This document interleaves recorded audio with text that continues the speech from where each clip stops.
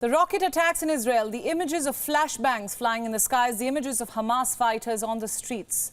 They all make one thing absolutely clear. Hamas is not alone.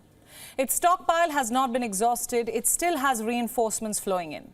This is despite Israel's retaliation. In the last 72 hours, Israel has struck Hamas hideouts, carried targeted strikes on its camps and killed a host of its fighters. Yet, Hamas still stands. How?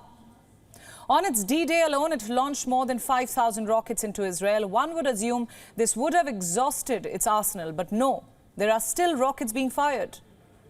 How many does Hamas really have? Experts say it's nearly impossible to estimate. In 2005, when Israel withdrew from Gaza, Hamas allegedly established a covert supply route with Iran and Egypt. This route included an intricate tunnel network. It apparently runs beneath the Egypt-Gaza border, remaining largely hidden from the global community. Are these hidden networks the reason why the US is rushing to choke the water surrounding the Gaza Strip? Are they the reason why the US Navy is deploying its strike force in the region? Is the aim to provide intelligence to Israel about Hamas's movements? Well, we shall never really know. And to understand the chaotic situation better currently in Gaza and how the situation could play out, we are now being joined by Frederick H. Fleitz from Washington, D.C. He is the former NSC Chief of Staff and a CIA analyst. Frederick, welcome to WION. Good to be here. The visuals coming in from both sides of this war are terrifying. I think the biggest question at this point is, how did we get here? Did American intel also not see this coming? I think that's the question everyone's asking right now.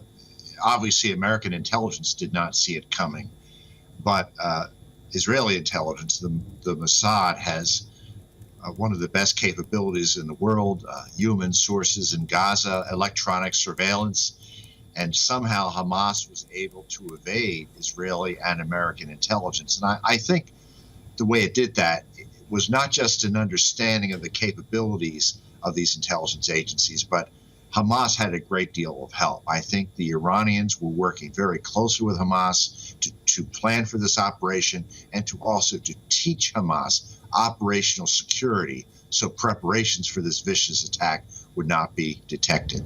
Right. Now, let's review things as they stand as of now. We know that negotiations are on between Qatar and Hamas. What's your reading of the hostage situation? What can you tell us about their condition?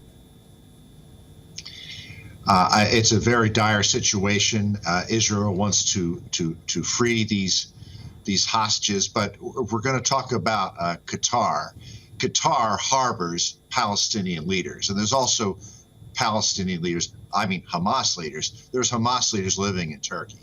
And I believe enormous pressure should be put on Qatar and Turkey and anyone else who enables this vicious terrorist, Nazi-like terrorist organization to turn these leaders over so they can face justice in an international tribunal.